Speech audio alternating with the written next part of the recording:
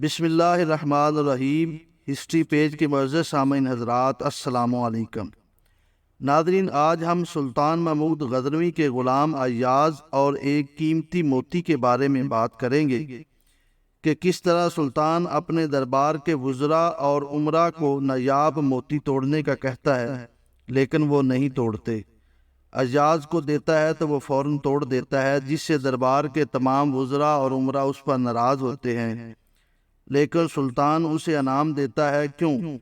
یہ سب کچھ اس ویڈیو میں سنیے گا۔ اس سے پہلے ہماری ریکویسٹ ہے کہ آپ ہمارے چینل کو سبسکرائب کر لیں، ویڈیو کو لائک کر لیں تاکہ اس طرح کی مزید اچھی ویڈیو آپ کو ملتی رہے۔ اب چلتے ہیں ہم اپنے موضوع کی طرف۔ دربار شاہی لگا ہوا تھا، سلطان محمود غزنوی تشریف لائے۔ تمام وزراء اور امراء حاضر خدمت ہیں۔ بادشاہ سلامت کے ہاتھ میں ایک موتی تھا۔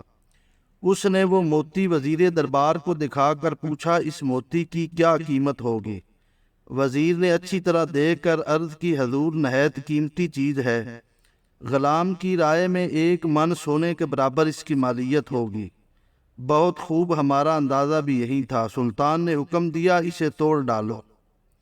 وزیر دربار نے حیرت سے سلطان کی طرف دیکھا اور ہاتھ باندھ کر بولا، جناب اعلیٰ، اس موتی کو کیسے توڑ دوں؟ میں تو آپ کے مال کا نگران اور خیر خواہ ہوں۔ سلطان نے کہا، ہم آپ کی اس خیر خواہی سے خوش ہوئے۔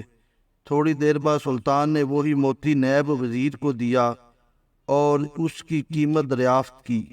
وزیر نے عرض کیا، حضور عاجز ہوں اس کی قیمت کا اندازہ کرنے سے۔ حکم دیا، اچھا اسے توڑ دو۔ وہ عرض کرنے لگا، حضور ایسے قیمتی موتی کو کیوں توڑوانا چاہتے ہیں جس کا ثانی ملنا مشکل ہے؟ ذرا اس کی آب و تاب، چمک دمک تو ملاحظہ فرمائیے۔ سورج کی روشنی اس کے سامنے ماند پڑ رہی ہے۔ میں شاہی خزانے کا نگہبان ہوں، اسے توڑنے کی کیسے جرأت کر سکتا ہوں؟ سلطان نے اس کی فہم و فراست کی تعریف کی۔ پھر چند لمحوں بعد وہی موتی امیر الامراء کو دیا گیا اور کہا، اسے توڑ ڈالیے۔ اس نے بھی عذر پیش کر کے توڑنے سے معذرت کر لی۔ بادشاہ نے سب کو انعام و کرام دیا، ان کی وفا شہاری اور اخلاص کی تعریف کی۔ بادشاہ نے جوں درباریوں کی تعریف کی، ان کا مرتبہ بڑھتا گیا تو وہ ادنا درجے کے لوگ صراط مستقیم سے پھٹک کر اندھے کنویں میں گرتے گئے۔ وزیر دربار کی دیکھا دیکھی سب امیروں اور وزیروں نے ظاہر کیا کہ وہ دولت شاہی کے وفادار اور نگران ہیں۔ آزمائش اور امتحان کے لمحوں میں تقلید کرنے والا ذلیل و خوار ہوتا ہے۔ سلطان نے تمام درباریوں اور خیر خواہان دولت کی آزمائش کر لی۔ آخر میں سلطان نے وہ موتی ایاز کو دیا اور کہا کہ اب تیری باری ہے، بتا اس موتی کی قیمت کیا ہوگی؟ ایاز نے عرض کیا، ہے میرے آقا، میرے ہر قیاس سے اس کی قیمت زیادہ ہے۔ اچھا، ہمارا حکم ہے، اسے توڑ دے۔ ایاز نے فوراً اس موتی کو ٹکڑے ٹکڑے کر دیا۔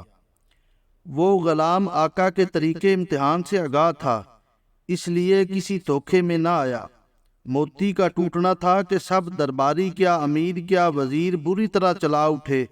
ارے بے وقوف، تیری یہ جرت کہ ایسا نایاب موتی تو نے توڑ ڈالا، ذرا خیال نہ کیا کس قدر نقصان کیا؟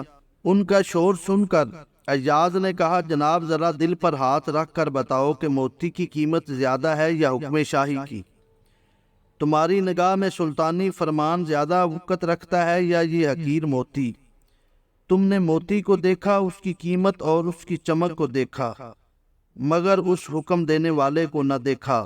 وہ روح ناپاک اور بدخصلت ہے جو ایک حقیر پتھر کو نگاہ میں رکھے اور فرمان شاہی کو نظر انداز کرتے۔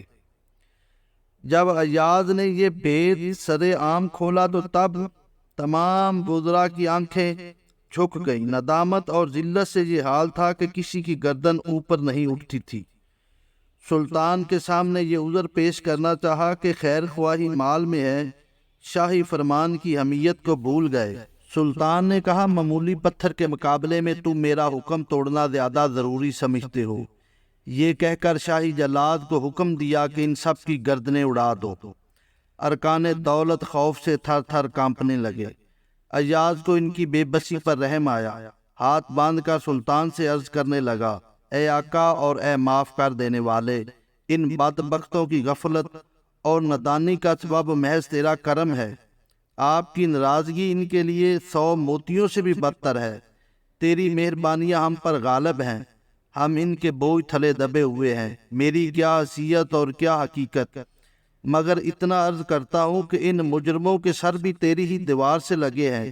بے شک یہ بازی ہار گئے، مگر اتنا تو ہوا کہ اپنی خطا اور اپنے جرم سے آگاہ ہوئے، اس لیے انہیں معاف کر دے۔ بادشاہ نے ایاز کی سفارش قبول کی اور سب کو معاف کر دیا۔ ایاز مزاج شاہی کا واقف تھا، اس نے موتی کی زہری چمک دمک سے آگے دیکھا اور حکم شاہی کو موتی پر ترجیح دی، اسی سبب وہ مکرم ٹھہرا۔ وزراء اور عمرہ نے موتی کی چمک دمک دیکھی اور اس میں کھو گئے اور حکم شاہی کو نظر انداز کر دیا۔ انسان غفلت اور گمراہی میں پڑ کر حقیقی خدا کو بھول جاتا ہے، جس کا نتیجہ ذلت خواری کے سوا کچھ حاصل نہیں ہوتا۔